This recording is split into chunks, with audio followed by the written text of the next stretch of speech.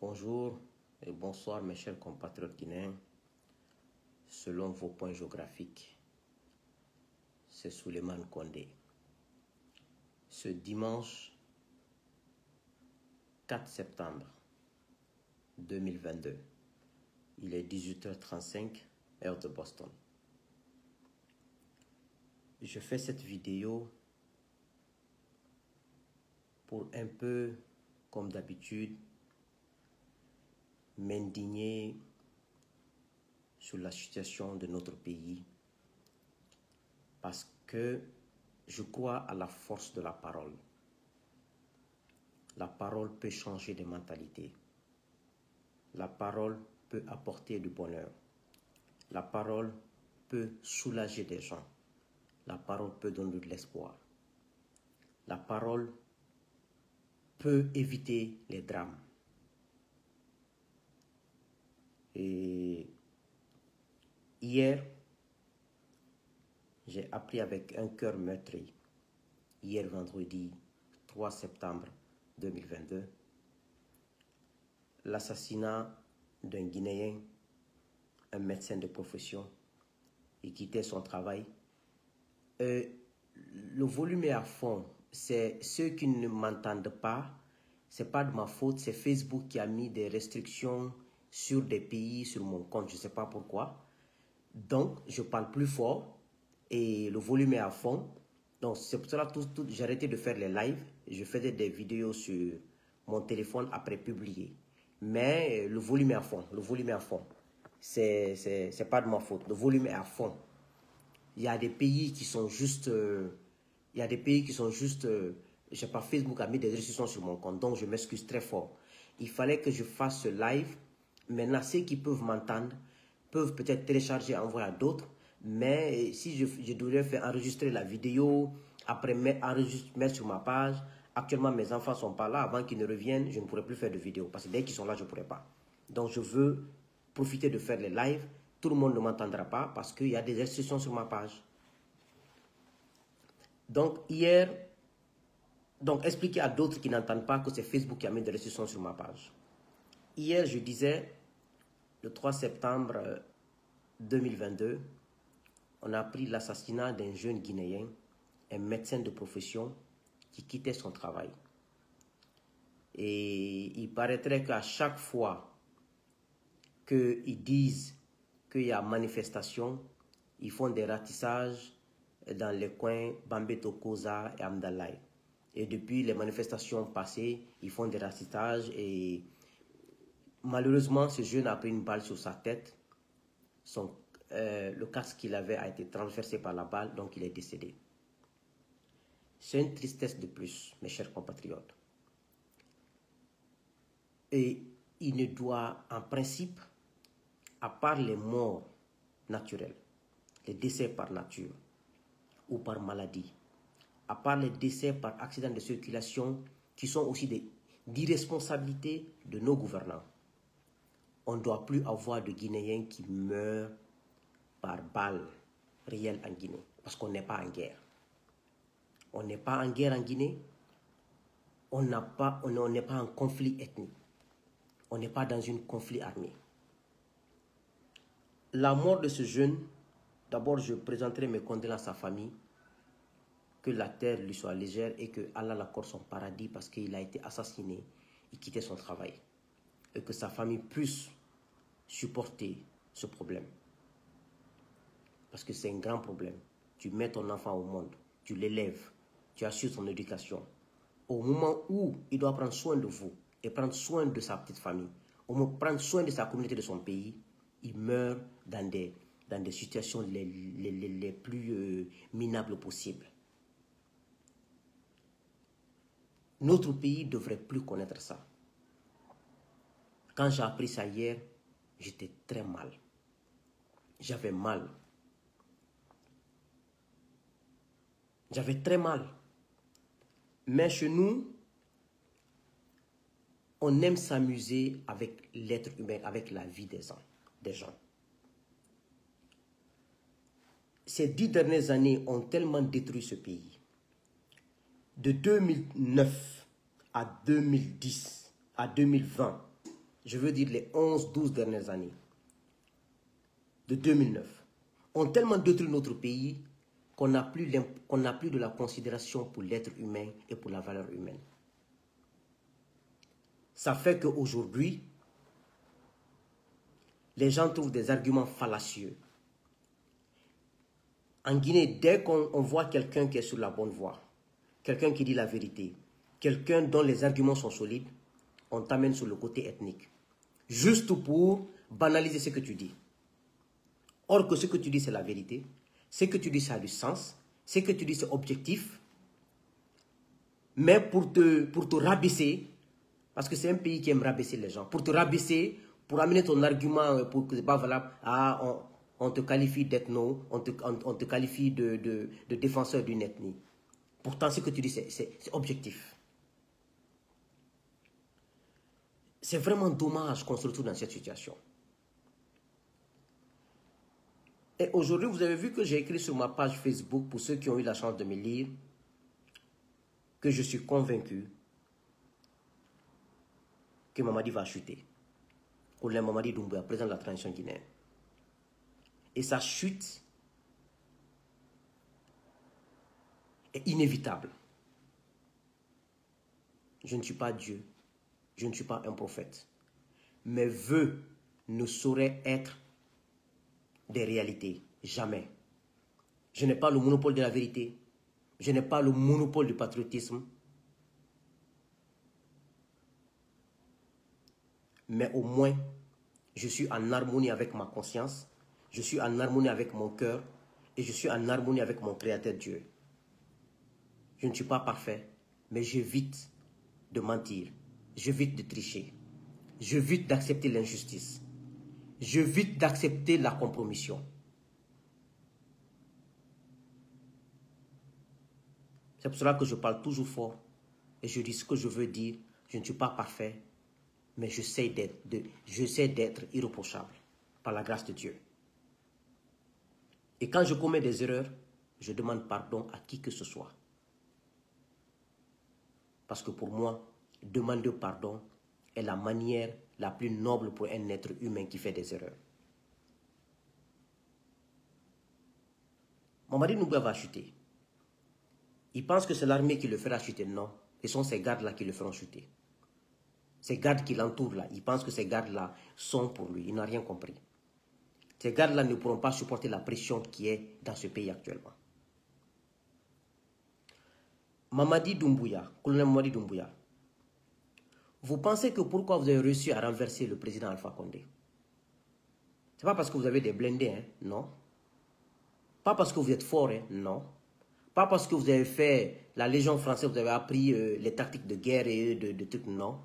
Pas parce que le président Alpha Condé vous avez envoyé en formation pour ça, et comment ça s'appelle, les forces spéciales, non. C'est parce que Alpha avait trop de péchés. C'est le péché qui détruit un être humain. Et Alpha et tous ses proches, ses collaborateurs, c'est le péché. Complicité de péché. Mamadi ne pense pas aujourd'hui que Kassori est en prison parce que Mamadi est président, non. Parce que Mamadi est président, Damaro est en prison, non. Ils sont en prison parce que Kassori, Fofana, Damaro, Ghané, tous qui sont en prison et tous qui sont chez eux aujourd'hui dont le passeport est confisqué, ils ont été complices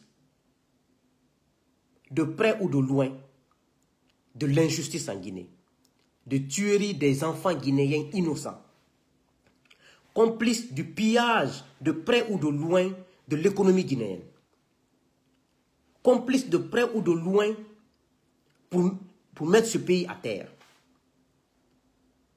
C'est le péché là qui les a envoyés en prison. C'est le péché là qui a fait que le coup d'État a réussi.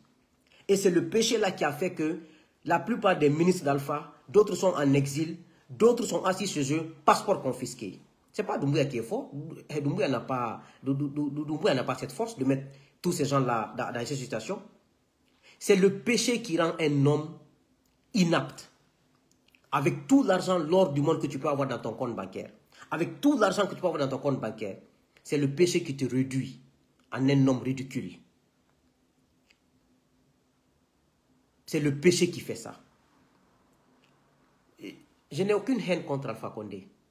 Je ne peux pas avoir une haine contre Alpha. Quelqu'un a écrit que j'ai une haine contre Alpha. Comment je peux avoir une haine contre Alpha? Je n'ai jamais été son militant. Mon père n'a jamais été son militant. Ma mère n'a jamais été sa militante. Donc, je n'ai jamais voté RPG ni RPG Arc-en-Ciel. Je n'ai jamais voulu chercher un poste au niveau de son administration. Alpha ne m'a jamais fait de mal. Je me suis opposé à son 3e mandat. Je me suis opposé à sa politique de division ethnique. Ça, c'est mon droit. Je me suis opposé à sa mauvaise gouvernance. C'est tout. Je n'ai aucune haine contre lui. Il ne m'a rien fait. Comment je vais avoir la haine contre lui? Mais j'ai des valeurs et des principes. J'ai dit que je m'oppose au 3e mandat parce que ça mettra le pays à terre. Je m'oppose au 3e mandat parce que ça va tuer des Guinéens. Le sang coulera. Ceux qui m'ont suivi en 2016 ont vu dans mes vidéos, je l'ai dit. Je m'oppose à la division ethnique parce que je sais que c'est un cancer pour notre pays. C'est un poison pour notre génération et pour ce pays. C'est tout. Je n'ai aucune haine contre Alpha. Il ne m'a rien fait. Je ne demande rien. Mon père demande rien à Alpha. Ma mère demande rien à Alpha. Ma mère n'a jamais été politique. Mon père, toujours enseignant. Il n'a jamais voté même. Donc, je n'ai aucune haine contre Alpha. Laissez ça. Vous n'avez pas d'argument. Les militants du RPG. C'est parce que je combats les valeurs et les principes. C'est le péché qui a fait que Alpha Condé est couché aujourd'hui. Diané est en prison, Damaro est en prison, Kassori est en prison, Damanta est parti en prison les autres. C'est le péché, c'est rien d'autre. Et tout ce qui s'associe aujourd'hui au CNRD, pour tuer des enfants guinéens, pour faire du mal aux Guinéens, vous serez aussi soit en exil comme des ministres et des directeurs d'Alpha Condé, ou en prison à la maison centrale. Vous n'échapperez pas. Ce n'est pas moi, c'est le Tout-Puissant, le notre Créateur qui dit. Il te donne le pouvoir et l'argent, c'est pour servir les gens. C'est pour faire du bien, non pour faire du mal et torturer les gens. Si tu le fais, tu le regretteras.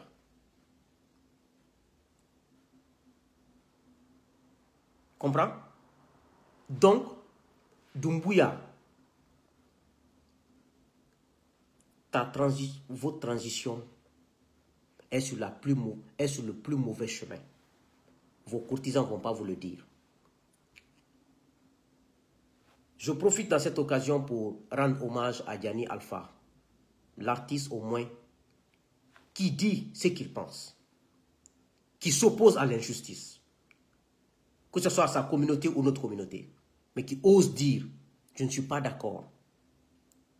On le qualifie de politique. Diané Alpha, je ne t'ai jamais rencontré, mais je pense que tu es un homme incompris. Mais continue sur le chemin de Dieu. Défends la justice. Défends les Guinéens. Ne défends aucune communauté. Et Dieu te récompensera. Dieu n'abandonne jamais ses enfants. Tu vas souffrir, mais il ne t'abandonne pas. Ces artistes qui font semblant d'être apolitiques, quand tu leur parles, nous on est apolitiques. Ils sont les plus malhonnêtes de ce pays. Ils sont apolitiques, mais quand il faut prendre l'argent public de l'État pour aller faire des concerts pour ces mêmes politiques, ils sont prêts à chanter pour ces politiques. Dans l'injustice, dans la malhonnêteté. Un artiste a pour rôle, un griot a pour rôle, quand il y a un problème, de dire au chef et de dire aux différents protagonistes, voici, vous n'avez pas raison. Voici comment vous devrez faire pour ranger ce pays. Le pays est en crise, ça ne va pas. Mais quand il faut défendre la bonne cause, ils sont là, nous sommes des artistes, on ne se mêle pas de la politique. Quand il faut faire la campagne pour les mauvaises causes, ils vont prendre l'argent avec l'État, ils vont chanter la paix. La paix dans le mensonge, la paix dans la malhonnêteté. Ça, c'est des artistes, ça. Ils disent qu'ils veulent organiser un concert gratuit. Vous prenez l'argent en toute discrétion dans vos poches. Et après, vous arrêtez devant les gens que c'est gratuit. Mais Dieu vous voit. Moi, je ne vous vois pas. Je n'ai pas de preuves contre lui. Mais Dieu vous voit. Dieu voit ce que vous avez dit entre vous là-bas. Le pays est en crise. Et vous savez où est le problème. Vous refusez de dire qui a raison, qui n'a pas raison. Tant qu'on ne dit pas qui n'a pas raison, comment on peut trouver une solution à un problème? Pourquoi aujourd'hui la Guinée est en crise? On ne s'en sort pas. On n'a que quelques hommes rares qui sont honnêtes et sincères intellectuellement. Aujourd'hui, regardez par exemple, on dit que les enfants de Bambé Tokoza sont pour Cellou Dalein. Oui, aujourd'hui c'est pour Cellou Dalein. Mais et hier, 2007-2006, Cellou n'avait pas de parti politique. Cellou était connu en tant qu'un homme du peuple, un homme du pouvoir. Mais ils ont combattu Conté. Mais pourquoi on ne les a pas dit en ce moment, Bambé Tokoza, les enfants de l'Axe, arrêtez de combattre Conté. Ne faites pas ça. Ils l'ont fait devant tout le monde. Lansana Kouyaté est venu, ils sont sortis, ils ont acclamé Lansana Kouyaté, comme ils ont acclamé Doumbouya.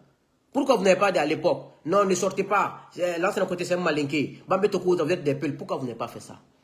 Pourquoi on est si malhonnête dans ce pays? Pourquoi on ne pense pas aux efforts des gens? Quand les gens font des efforts, on ne les reconnaît pas.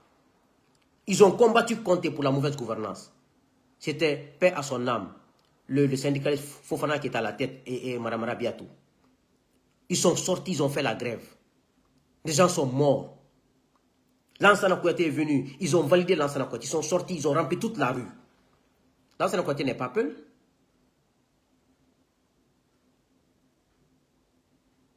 Parfois, même quand tu n'aimes pas les gens, reconnais sa vérité, reconnais ses valeurs. Et ce qui fait qu'on continue dans la misère en Guinée, parce qu'on est malhonnête. Parce qu'on ne reconnaît pas les efforts des gens. Aujourd'hui, quand ça nous arrange, on reconnaît les efforts des gens. Quand ça ne nous arrange pas demain, tout ce que la personne a fait, tout ce que les groupes là ont fait, on met tout ça à l'eau. Parce que tout simplement, ça ne nous arrange pas. Aujourd'hui, c'est Cellou Dalein. Demain, ça peut être moi, ça peut être un autre Guinéen. Ces gens-là, quel que soit le défaut des gens de Bambé Tokoza, s'ils font des erreurs, on a le devoir de leur dire comment il faut faire du bien, comment il faut faire. Mais il faut reconnaître leurs efforts. Reconnaissons leurs efforts. Ils ne sont pas des bêtes, ils ne sont pas des animaux. C'est des êtres humains. S'ils font de la violence exagérée, les raisons pour lesquelles ils font de la violence exagérée, remédions à ces causes. Ils ne sont pas fous. Ils ont passé combien de temps ici? Pourquoi quand Doumbouya a pris le pouvoir, ils n'ont pas dit non, on ne veut pas de Doumbouya. On veut un peu, on ne veut pas de Doumbouya. Doumbouya, il faut quitter. Même si on n'aime pas Alpha, mais on s'en fout. Doumbouya est malin qu'on ne veut pas de lui. Pourquoi ils n'ont pas dit ça? Mais quand tu parles, on dit les défenseurs de Cellou. Juste pour amener ton argument dans un côté. C'est ce qu'il disait Alpha. Non, quand tu parles, non, les défenseurs des peuples. Si vous voulez, dites ce que vous voulez. Moi, je suis droit dans mes bottes. Je ne reculerai pas devant les faibles d'esprit. Je ne reculerai pas devant des Guinéens qui n'ont de référence que leur nombril. Jamais. Je resterai derrière ma vérité. Parce que c'est ce qui est ma richesse. Je resterai derrière mes principes et mes valeurs. C'est ce que je laisserai à mes enfants comme héritage. Non de l'argent volé dans les caisses de l'État. Non de l'argent amassé n'importe comment. On a vu les enfants de plusieurs présidents en Afrique. Ils sont devenus comment? Des délinquants, des vauriens. C'est tout. Ça n'a rien de sorcier. Donc, ce pays appartient à toutes. Je n'ai pas demandé d'être Guinéen, je suis né en Guinée. Qui me l'a fait? C'est notre créateur, Allah, qui m'a mis en Guinée comme Guinéen. Qui nous a mis tous en Guinée comme Guinéens. Aucune ethnie ne saurait être supérieure à l'autre en Guinée. Aucune ethnie ne pourrait empêcher l'autre à être au pouvoir ou ne saurait refuser l'autre à être au pouvoir. Ou ne saurait dire on ne veut pas de lui au pouvoir. Aucune ethnie ne peut descendre en Guinée. Aujourd'hui, Doumbouya et tous ces hommes, ils vivent dans une crise infernale. Tout ce qu'ils font devant la scène, devant la télé, tout est mensonge. Ils font semblant d'être heureux. Ils ne s'entendent pas entre eux parce qu'ils savent que le pays est dans une crise. Nos intellectuels guinéens, par exemple, je vais vous donner l'exemple. Aujourd'hui, notre pays est dans une crise aiguë. On a des grands ministres qui ont vécu dans ce pays. Ils sont assis chez eux aujourd'hui. Personne ne parle. Parce que quand il y a une crise en Guinée, ces intellectuels, ils sont assis dans leur salon à l'extérieur et en Guinée, ils ne parlent pas. Dès qu'on dira il y a dialogue, il y a un gouvernement d'union nationale, ils sortent leur CV. J'ai travaillé aux Nations Unies 10 ans. J'ai travaillé à la Banque africaine de développement 10 ans. J'ai travaillé à la Banque islamique 10 ans. Au moment où les gens se tuent pour la vérité, pour la justice, pour le droit de l'homme, pour la bonne gouvernance, ces grands intellectuels, soi-disant intellectuels, sont assis chez eux avec leurs enfants. Ils ne se mêlent de rien. Quand il faut choisir un premier ministre, ils sortent leur CV de la BAD, leur CV du PNUD, leur CV de l'Union africaine, de la CEDEAO. Maintenant, ils veulent être premier ministre, ils veulent être ministre, au détriment de ceux qui se battent pour les valeurs, pour une bonne Guinée. C'est ce qui a fait échouer Mohamed Biavogui. Qu'est-ce qui a fait échouer Mohamed Biavogui? Mohamed Biavogui a fait quoi en Guinée? Comme effort pour la démocratie, pour l'état de droit, pour la justice, pour l'ethnocentrisme. Il n'a rien fait. Il était assis dans sa fonction à l'extérieur. Il est rentré en Guinée et il travaille avec Sonoko. On le prend, on le met à la transition. Il peut faire quoi? Sa première réaction, il dit quoi? Moi, je n'ai pas de programme, je n'ai pas de programme. Le programme que j'ai, c'est celui de CNRD. Comment quelqu'un comme ça peut aider un pays? Il est venu, il s'est accouplé avec les enfants, les militaires là. Ils l'ont conduit dans la merde. Il a vu qu'ils étaient incapables, il s'est retiré. C'est tout, hein? Si c'est quelqu'un qui s'était battu pour la démocratie, pour l'état de droit, pour la justice, pour la bonne gouvernance, il n'allait jamais être complice avec ses militaires pendant plus de 8 mois. Parce qu'il savait le comportement de ses militaires. Et ce qui est arrivé, même à Lansana Kouyaté, on va le ramasser, on l'amène, les gens ont fait le combat, on le met sur place, il n'a pu rien faire. Parce que vous ne donnez pas aux gens qui méritent. Si on donnait à l'époque le poste de Premier ministre à Fofana ou à Adja Rabiatou, vous pensez qu'ils allaient collaborer avec Conté comme ça? Pour trahir notre truc? On refuse Fofana, on refuse Rabiatou, on prend quelqu'un qui n'a jamais participé dans le combat en Guinée, en 2007. Et après un an, on le dégage de là-bas. Parce que ceux qui se battent en Guinée ne sont jamais récompensés. On prend des bons à rien, on prend des gens, des gens qui ne servent à rien, des gens qui sont assis dans leur bureau, des hypocrites, on les amène devant la scène, ils ne peuvent rien défendre, ils n'ont pas de valeur. Comment un homme qui n'a pas de valeur peut défendre les valeurs? Hein? Comment un homme qui n'a pas de valeur peut défendre les valeurs? Voici un peu notre problème chez nous. Et tu vois Doumbouya, ils disent qu'ils vont fêter les 1 an de coup d'État. Les 1 an de coup d'État, Doumbouya, est-ce que vous imaginez un peu le dégât que vous avez fait en Guinée d'abord? On va faire un petit bilan d'abord. Le jour du coup d'État, il y a eu 140 bérets rouges, gardes présidentiels tués à la présidence. Et ces gardes ont été ramassés, on les a enterrés, fosse commune, personne ne sait où ils sont. Ça, c'est le premier dégât. Deuxième dégât, tout l'argent trouvé chez Alpha, toutes les richesses trouvées chez Alpha, où sont ces richesses?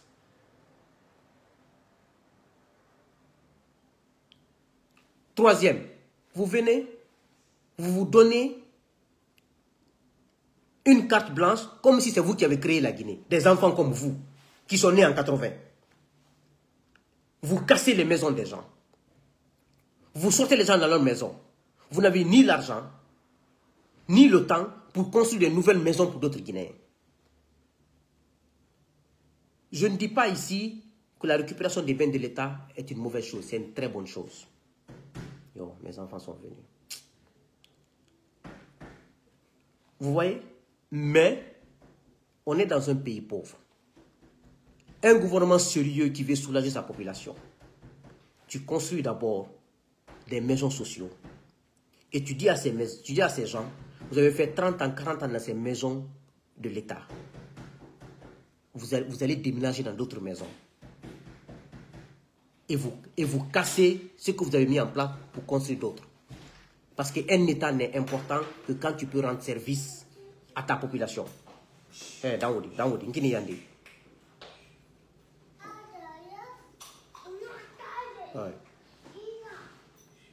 Alors Bouna, allez Bouna. Allez Bouna. Nkara Moyandi. Vous voyez? Donc, ces récupérations de biens de l'État ont été plus un mal pour la Guinée et pour les Guinéens que un bien. Tout simplement, la manière n'a pas été bonne. Personne n'est contre, je répète, des récupérations de biens de l'État. Personne n'est contre des récupérations de biens de l'État. Personne. Mais la manière. Personne n'est contre qu'on récupère tout l'argent volé par le régime dessus. Je fais partie des gens qui souhaitent qu'on récupère tout ce qu'on a créé.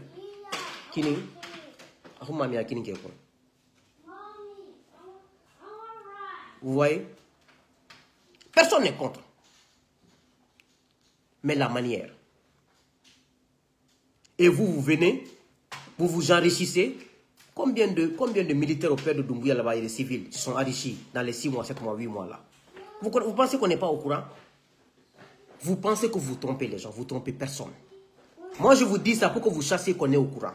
Moi je suis aux États-Unis, mais je suis au courant de plein de choses. Je ne dirais pas ça dans les lives. Mais je suis au courant de plein de choses. Beaucoup d'entre vous, après cette transition, risquent d'aller à la maison centrale. On est au courant de tout. Et vous faites comme si vous êtes blanc comme neige. Vous êtes sale comme les combos de Conakry là. Enfin, je vais dire combos comme ça. Malik. Dobo Sona. Vous êtes sale comme les poubelles de Conakry. Je sais de quoi je parle. Je ne suis pas contre vous. Je ne vous envie pas. Parce que vous n'êtes pas de référence pour moi. C'est quand quelqu'un est une référence pour toi ou quelqu'un t'inspire, tu peux être jaloux de lui. Moi, je ne peux pas être jaloux des militaires là. Je ne peux pas être jaloux de vous. Parce que j'ai un avenir plus radieux que ça. Pour moi, ce que je peux, c'est pour vous aider, vous donner des bons conseils. Mais je ne peux pas être jaloux de vous. Vous n'êtes pas des références pour moi. Je ne peux jamais être jaloux de vous. Ni de vos ministres, parce que je sais que j'ai un avenir radieux. Je sais que j'ai le temps devant moi. Donc je ne peux jamais être jaloux de vous. Si je ne peux pas vous dire la vérité pour que vous soyez sur le bon chemin, pour que vous sortiez de cette transition de la tête haute, je ne vous mentis, je ne veux pas vous parler parce que j'ai décidé de vous parler comme ça aujourd'hui. Pour que vous sachiez que vous êtes sur le mauvais chemin. J'ai vu Mori Kondé parler qu'ils ont ouvert le dialogue. Mori Kondé même me fait rire quoi. Il est en train de bégayer parce que tellement qu'il est en train de mentir. Parce que quand tu défends le mensonge, difficilement tu vas avoir des mots. Cette transition est tellement facile à gérer. Est-ce qu'on a besoin de tergiverser, d'aller gauche à droite?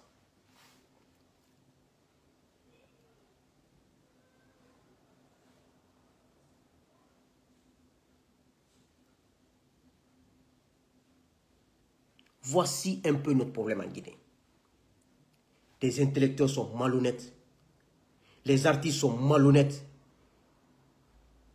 Et les militaires qui pouvaient être des hommes corrects, eux aussi sont rentrés dans le système, ils sont devenus malhonnêtes comme eux. Vous pensez que ce pays peut être géré comme ça, dans la malhonnêteté comme ça? Tout ce que vous faites, nous on est au courant. C'est parce que je ne suis plus dans ces choses-là, dans les détails là, je ne suis plus dans ça. Mais sachez qu'on est au courant de tout.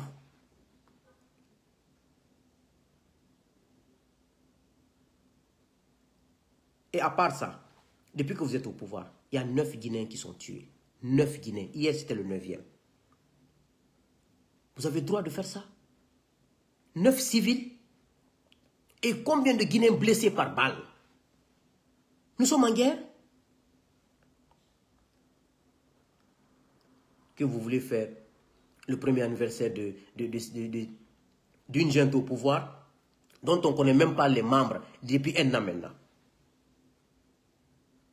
On dit CNRD. CNRD, c'est qui? C'est qui?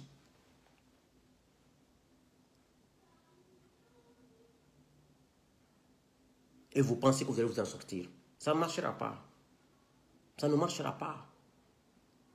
Je disais la même chose à Alpha depuis 2016. Que le 3e mandat ne marchera pas. Ce n'est pas d'avoir une élection. C'est comme quand tu dis, tu vas à l'école, tu étudies, tu as ton diplôme. Ce n'est pas le fait d'avoir le diplôme. Mais c'est le fait de trouver un boulot, travailler, fonder une famille, t'occuper de tes parents et de toi-même. C'est ça l'importance. Il ne suffit pas d'avoir un troisième mandat, mais ça l'a servi quoi? Ça ne l'a pas servi. Et je l'ai dit, et je ne suis pas Dieu ni un prophète. Parce que c'est la logique des choses. Et ce groupe de militaires, limité dans la gestion de l'État, limité dans la gestion politique, limité dans la gestion administrative, dans la gestion sociale, viennent nous montrer comme s'ils sont des patriotes. Vous savez que Dieu vous voit dans vos malhonnêtetés, mais vous allez échouer. Vous allez échouer, hein? Vous allez échouer. Parce que la crise qui est en Guinée actuelle, la crise économique, la crise sociale, la crise politique, ça va dégénérer.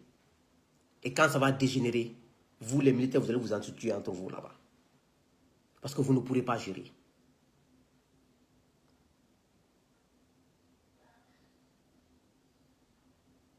Donc, Doumbouya, les 1 an sont plus négatifs. Les 1 an au pouvoir là sont plus négatifs que ce que vous pensez être positif. La démagogie a déjà encerclé ce groupe de militaires. Ils ont créé que de la démagogie autour de ça. Les 1 an du CNRD, dans le mensonge, dans la malhonnêteté. C'est la même chose qu'ils ont fait avec le 3e mandat.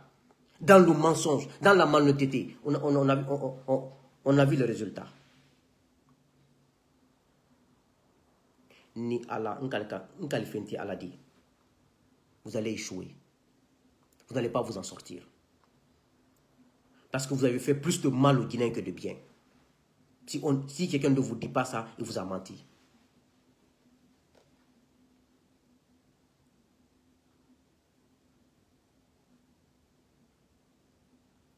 Maintenant, les forces spéciales font le coup d'État. On dégage ces forces spéciales. On les met en prison, on les dégage. On amène des intrus, des gens qui dormaient quand il y avait le coup d'État. C'est eux qui profitent maintenant. Vous pensez que ces gens-là, même s'ils sont à Labé, ils sont à Zérekoré, ils sont en prison là-bas à Kassa, ils demandent à Dieu. C'est nous qui avons fait ce coup d'État. Doumbouya nous a écartés. Dieu, il faut nous rendre justice. Doumbouya était bon là. Avec ça, vous n'allez pas vous en sortir. La trahison, ça revient toujours.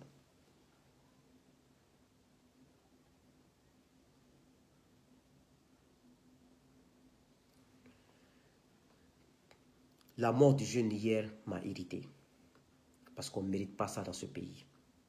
Nous sommes des frères dans ce pays. Nous sommes des frères de sang dans ce pays. Un Guinéen, un seul Guinéen qui perd sa vie à cause des futilités est un Guinéen de trop. Ce n'est plus normal. Mettons fin à l'injustice en Guinée. Respectons nos paroles dans ce pays. Soyons des hommes d'honneur. Soyons des humains. Arrêtons de dire, quand tu parles, vous renvoyez tout à l'ethnie. Tout est renvoyé à l'ethnie.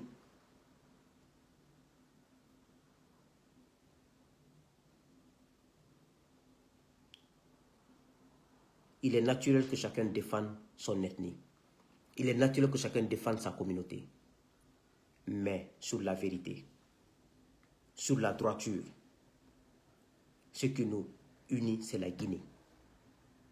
Et la Guinée doit être partagée de façon équitable. Personne ne doit prendre la Guinée comme sa propriété privée. Aucune communauté. Plus forte raison, une seule personne, un être humain. Quand tu as mal au doigt, la nuit, tu ne dormiras plus. Tu vas comprendre que tu n'es rien. Tu as seulement une petite plaie au niveau de ton doigt là. Tu ne dormiras pas toute la nuit. Et tu comprendras que tu es un zéro, un être humain. La boue. Donc, CNRD, 0 comme 1 an. 0.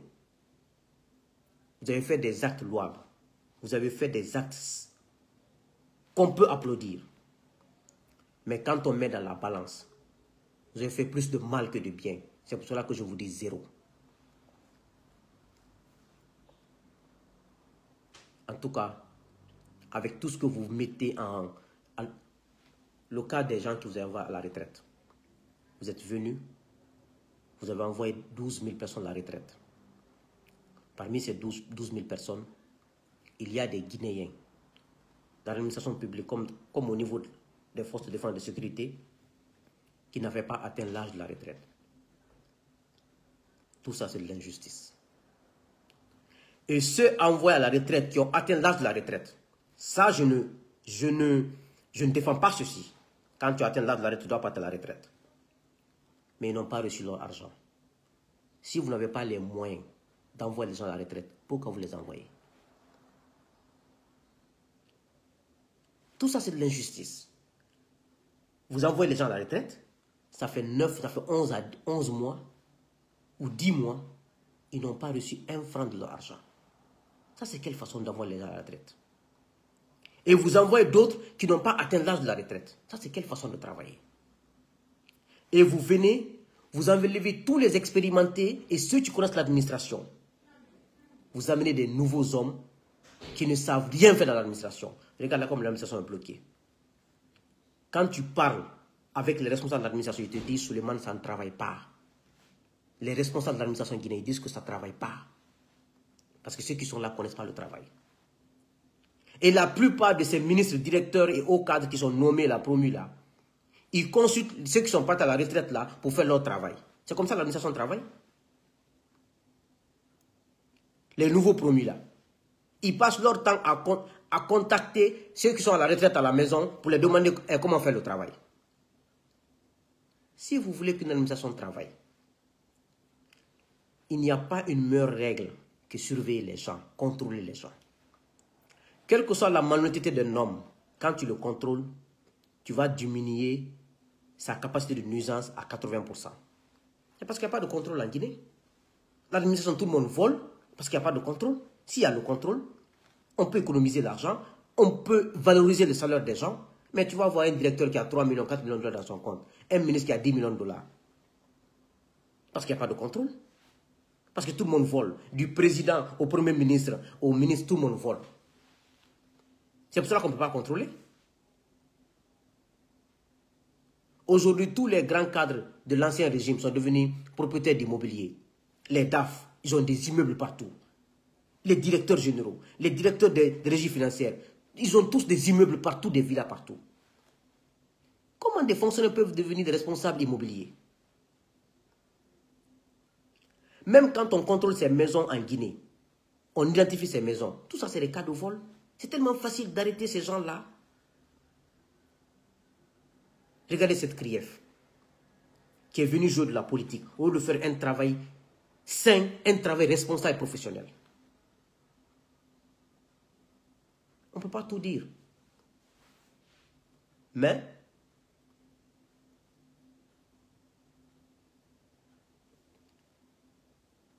une chose est sûre, ce pays ne restera pas dans les mains de n'importe qui.